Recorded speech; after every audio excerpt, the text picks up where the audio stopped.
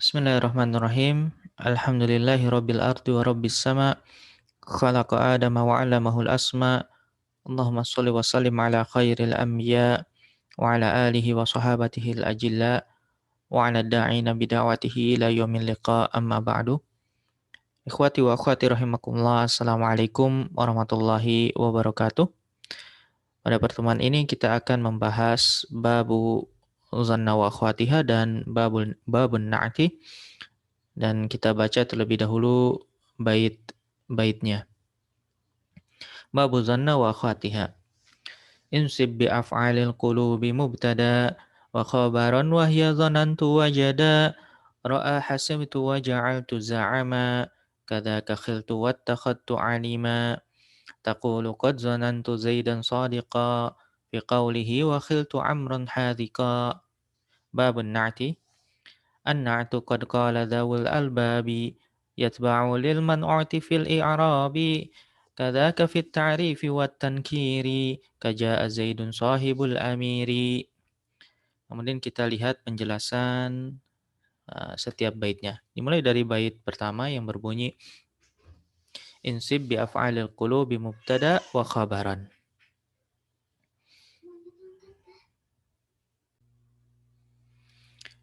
Di mana maknanya adalah nasabkan dengan af'alul qulub, mubtada dan khabar. Nama lain dari zanna wa khatiha adalah af'alul qulub, yakni pekerjaan hati. Disebut pekerjaan hati karena memang fiil-fiil ini tidak melibatkan anggota badan, sebagaimana umumnya fiil. Nanti kita akan melihat makna-makna dari af'alul qulub, yakni seputar mengira, menduga, menyangka, dan lain-lain. Yang mana semuanya adalah pekerjaan hati. Bab ini mirip dengan dua bab sebelumnya, yaitu kana dan inna. Sisi kemiripannya adalah ketiganya beramal kepada mubtada dan khobar. Untuk itu, ketiga bab ini juga disebut babun nawasikh, yaitu fiil-fiil yang mengubah i'rab mubtada dan khobarnya. Akan tetapi apa yang membedakan antara zanna dan dari kana dan inna? Maka yang membedakannya adalah zanna ini bisa menasabkan mubtada dan khobar. Ya, misal kita memiliki kalimat Zaidun qa'imun, Zaid berdiri. Ketika kita tambahkan zanna, maka menjadi zanna Zaidan qa'iman. Keduanya mansub sebagai maf'ul bih dari zanna. Maka semua af'alul qulub pasti yang memiliki dua maf'ul bih. Ya, maf'ul bih pertama yang semula dia adalah mubtada, dan maf'ul bih yang kedua yang mana asalnya dia adalah khabar. Berikutnya wahya zanantu wajada ra'a hasibtu wa ja'altu za'ama kadzaka khiltu wattakhadtu alima. Ini adalah af'alul qulub, ya, di mana semuanya ada 9 fiil. Demikian yang disampaikan oleh Ibnu Abbah di dalam Manzumah Ubaidi Rabbih ini. Yang pertama adalah zanna.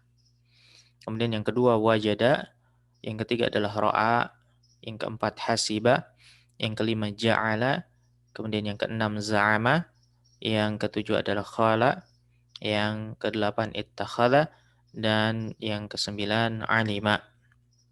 Semuanya bermakna menduga atau yang semisal, kecuali ja'ala dan ittakhadha yang artinya menjadikan. Kemudian juga ada alima dan wajada yang artinya mengetahui. Kemudian beliau memberikan contoh pada bait selanjutnya. Taqulu qad zanantu Zaidan sadiqa. Yang artinya kamu mengatakan aku mengira Zaid jujur. Zaid jujur. Asalnya Zaidun sadiqun. Zaid adalah orang yang jujur. Kemudian kita tambahkan zanna menjadi mansub keduanya, zanantu Zaidan sadiqan. Zaidan ini adalah maf'ul bih pertama, kemudian sadiqan maf'ul bih yang kedua. Contoh lainnya adalah fi qaulihi wa khiltu amran haliqa, yang artinya dan ucapanmu aku berpikir Ini sama saja, zonna dengan khala artinya sama, mengira, berpikir, menduga, dan yang semisal. Aku berpikir Amr cerdas, Amran halikon. Ya, ini selesai sudah pembahasan mengenai babu zonna wa akhwatiha, kemudian kita memasuki babun na'ti. Di dalam bab na'at, beliau mengawali an-na'tu qad qala dzawul albabi yathba'u lil man'uti fil i'rabi. Bahwasanya na'at kata para ulama, yakni yang dimaksud ini adalah ulama nahwu tentunya, bahwasanya ia mengikuti man'ut, yatba'u lil man'uti fil i'rabi dalam hal i'rabnya. Di sini kemudian Ibnu Abbah memasuki pembahasan mengenai na'at ya dan mengawalinya dengan eh, bait ini. Sebetulnya na'at ini adalah dia masuk ke dalam sebuah kelompok ya yang disebut dengan tawabi. Tawabi adalah setiap lafadz yang mengikuti i'rab lafadz di depannya. Karena memang tawabi ini fungsinya adalah melengkapi makna dari lafadz tersebut. Tawabi ini ada 4 macam dan salah satunya adalah na'at atau yang disebut juga dengan sifat. Di dalam bahasa Arab, na'at itu ditandai dengan kesamaan i'rabnya dengan man'utnya. Yakni man'ut itu artinya yang disifati, yang diberi sifat. Dan ini telah disepakati oleh ulama nahwu. Maka dari itu Ibnu Abbah menyebutkan qad qala dzawul albabi yatba'u lil man'uti fil i'rabi. Ini telah dikatakan oleh orang-orang yang dzawul albab yang memiliki kecerdasan, yang memiliki pengetahuan, yakni para nuhat, ya ulama nahwu, bahwasanya na'at ini selalu mengikuti man'utnya dalam hal i'rab. Kemudian kadzaka fit ta'rifi wat tankiri kaja'a Zaidun sahibul amiri. Demikian juga dalam hal apa? Ma'rifah dan nakirahnya, ta'rif dan tankir harus sama antara keduanya. Misalnya seperti ja'a Zaidun sahibul amiri. Zaid yang memiliki kedudukan telah datang. Kita lihat Zaidun, lafaz Zaidun di sini marfu dan sahibu juga marfu. Kemudian Zaidun ma'rifah karena dia adalah nama orang dan sahibu juga ma'rifah karena ia mudhaf kepada isim yang beralif lam. Maka sahibu adalah na'at atau sifat dari Zaidun.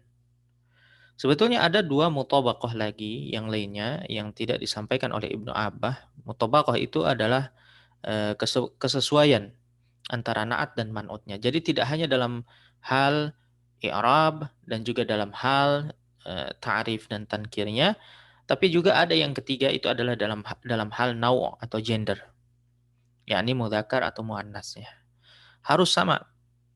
Misalnya Zaidun, ya kalau kita ganti dengan Hindun dan dia muannas, maka naatnya itu harus sahibah, sahibatu. Karena ya dia mensifati apa? Muannas, isim alam muannas. Maka naatnya juga harus muannas. Dan juga yang keempat harus sama dalam hal adadnya, ya, bilangannya. Kita lihat Zaidun ini satu orang dan sahibu juga satu orang. Keduanya sama-sama mufrad. Nah, selesai sudah dan singkat sekali bab naat ini sangat simpel. Berikut ini rangkuman ya, kalau naat saya kira tidak perlu dirangkum lagi, sudah jelas ya bahwasanya dia harus mengikuti man'utnya dalam 4 hal. Di mana yang pertama adalah i'rabnya, kemudian yang kedua adalah dalam hal ta'yin, yaitu ta'yin itu adalah ta'rif dan tankirnya. Kemudian yang ketiga adalah dalam hal nau'nya, yaitu mudzakkar atau muannas. Kemudian yang keempat adalah dalam hal adadnya, apakah dia mufrad, musanna atau jamak. Adapun mengenai zanna, tadi kita sudah bahas bahwasannya dia masuk kepada jumlah ismiyah.